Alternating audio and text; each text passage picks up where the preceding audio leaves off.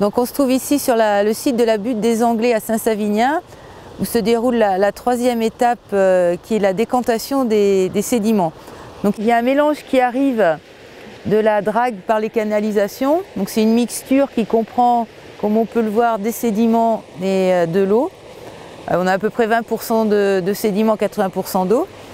Lorsque un bassin est plein, on remplit donc le second. On alterne sur 2 bassins. Donc au niveau du point d'arrivée jusqu'au point de rejet, on a un temps de séjour de plusieurs jours qui permet en fait aux sédiments de décanter, donc c'est-à-dire de se déposer au fond du bassin, et l'eau claire reste en surface et ensuite elle va être évacuée vers le clarificateur. Donc là on se trouve au point de rejet du bassin de décantation. Donc là, comme on voit, le bassin donc, est rempli d'eau et de sédiments. Les sédiments donc, ont eu le temps de décanter, donc là on va vider l'eau claire de surface vers le clarificateur. Donc là je vais descendre, je vais donc enlever les éclusettes, c'est des planchettes donc, qui sont dans l'ouvrage hydraulique. Donc je vais les enlever une par une pour que l'eau puisse s'évacuer vers le clarificateur.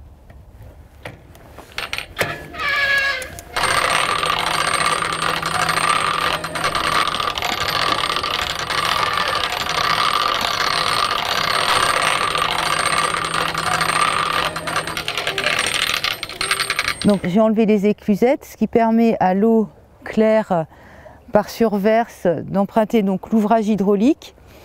Et ici j'ai ouvert la vanne de la canalisation. Cette canalisation, donc, on la voit qui ressort de terre à l'autre bout là-bas, qui arrive donc dans le clarificateur. Ce qui permet le transit des eaux claires, donc du bassin de décantation vers le clarificateur. Donc, nous sommes au bord du clarificateur, donc le troisième et dernier bassin du site. Le clarificateur reçoit les eaux claires du bassin de décantation. Le point de remplissage est à l'opposé du point de rejet, ce qui permet aux matières en suspension résiduelle de décanter dans ce clarificateur qui a un rôle de bassin tampon. Pour des raisons de sécurité et comme le clarificateur est toujours en eau, il est cerné d'échelles et de bouées. Donc on se trouve ici au point de rejet du clarificateur. Donc au niveau de l'ouvrage hydraulique, les eaux du clarificateur passent par surverse au-dessus des éclusettes.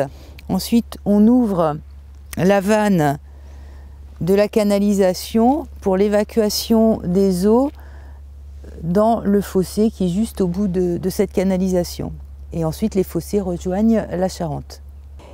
Ici, au niveau de la sortie, il y a une sonde qui mesure en continu les 4 paramètres qui sont turbidité, température, oxygène dissous et pH. Donc lorsque la campagne de dragage est terminée, que les eaux claires des bassins de décantation sont évacuées, le séchage naturel des sédiments donc, se fait grâce au soleil et au vent. Lorsque les sédiments donc, commencent à être secs, on descend avec des engins dans les bassins pour les mélanger. En les mélangeant, donc, on augmente les surfaces d'assèchement. Lorsqu'ils sont, on va dire, manipulables, on va les sortir des bassins, les étaler sur une plateforme pour encore augmenter le temps de séchage. Lorsqu'ils sont secs, on les met sous forme d'andins, c'est-à-dire de tas, pour les protéger des pluies. Et ensuite, on va les transporter sur les terres agricoles pour les valoriser.